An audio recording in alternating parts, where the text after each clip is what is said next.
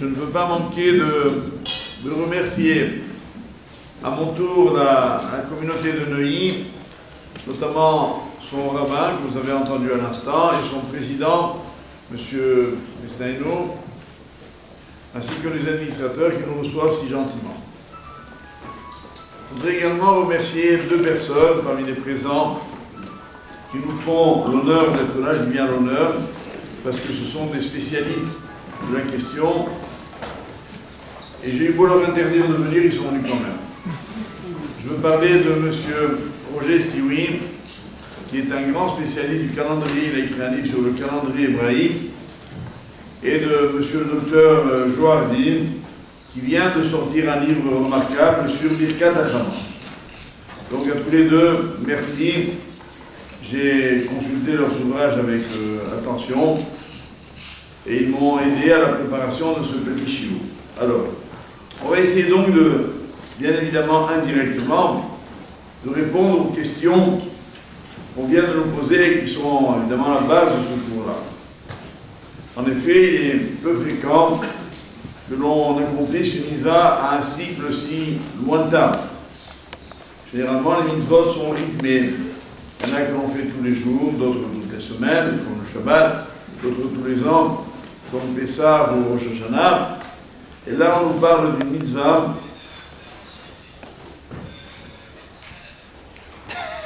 Aïwa.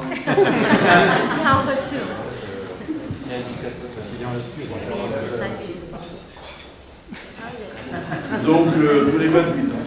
Alors, on va tout simplement expliquer ça. C'est évident que c'est la première réponse à la première question. Et l'origine de cette Beracha, d'ailleurs, ce cours, on va citer uniquement deux textes pour ne pas vous remplir la tête.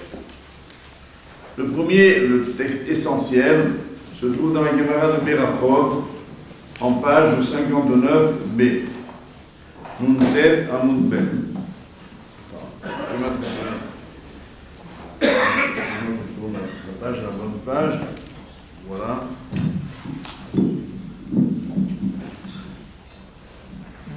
Parce que je voudrais vous le citer dans le texte.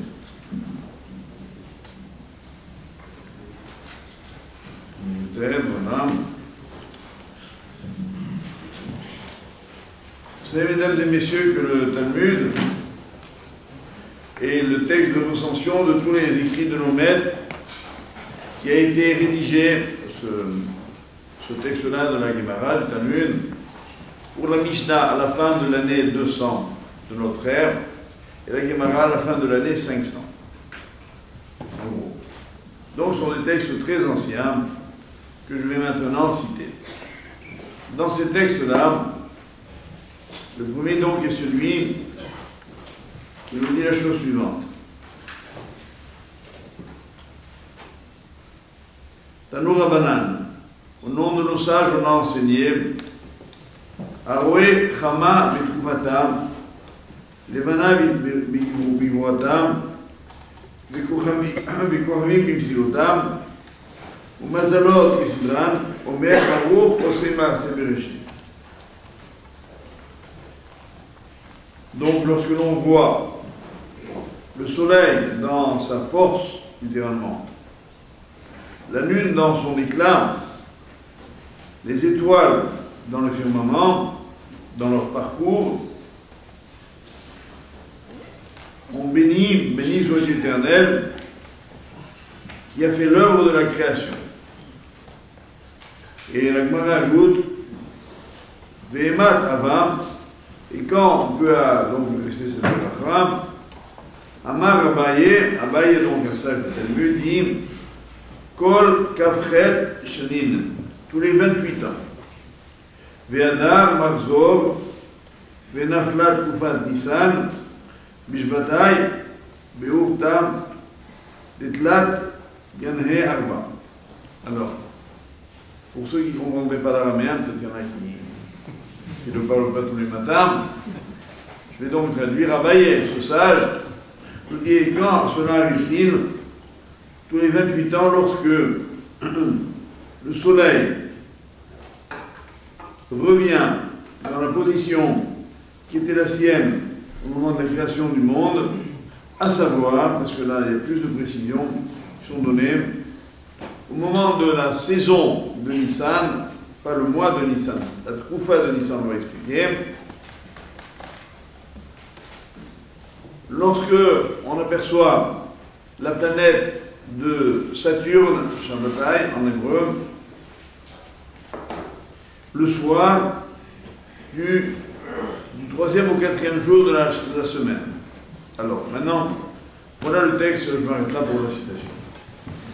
Maintenant, de quoi parle-t-on?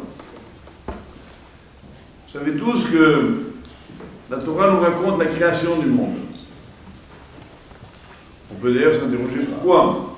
Est-ce que la Torah est un livre de cosmogonie qui s'intéresse à l'origine du monde, ou bien vise-t-elle un autre objectif? Et là, c'est aussi une réponse à une question posée tout à l'heure, que d'ailleurs Rashi pose dès le début, en disant l'objet de la Torah, c'est de donner les mitzvot au peuple d'Israël. Alors pourquoi nous parle de la création du monde?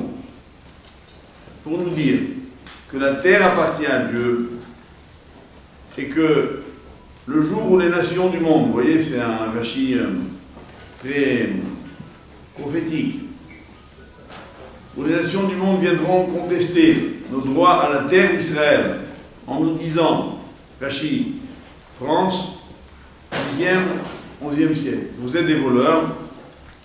C'est un vocable qu'on a beaucoup entendu ces dernières décennies. On leur répondra, la terre est à Dieu et il la donne à celui qui est droit à ses yeux. Si Israël a mérité la terre d'Israël, c'est que Dieu l'a décidé. Donc, on nous raconte la création du monde pour nous rappeler que l'Éternel est le Créateur. D'ailleurs, le Rambam, Maïmonide, dans les lois relatives à la Avodah Zarah, c'est-à-dire le culte idolâtre, précise dès le chapitre 1 que les Juifs sont effectivement des monothéistes, c'est-à-dire qu'ils ne croient qu'en un seul Dieu, qui est le créateur des étoiles, et que les étoiles, le soleil étant une, sont là uniquement pour servir leur créateur. Et le rôle d'Israël, c'est bien d'indiquer au monde que tout ce qui existe est l'œuvre de Dieu et que c'est bien à lui qu'on s'adresse. Accuser les Juifs d'autre chose relève de la mauvaise foi. On sait bien que de toute façon, la mauvaise foi, elle fait partie de notre quotidien de Juifs. On est sans arrêt à répondre aux attaques de nos détracteurs. Mais là, à mon avis, n'est pas le vrai débat. La question est de savoir exactement à quoi correspond ce que nous venons de lire ici. On nous donne une indication intéressante, pour commencer par le commencement. Création du monde. Or, dans la création du monde, Bereshit, quand les astres ont-ils été créés, du moins suspendus, c'est le mot qu'on voit dans la Torah, le 4e jour, c'est-à-dire dans la semaine, mercredi. Donc, dans la création du monde, la chronologie indique que le mercredi est le jour où Dieu a créé les étoiles et la terre. Deuxième élément, on nous dit c'est le jour où on voit le soleil dans toute sa splendeur, c'est-à-dire un moment d'observation unique, et que ce moment d'observation unique, il coïncide avec la constellation du Bélier et la planète Saturne. Et voilà, mes chers amis, pourquoi Birkat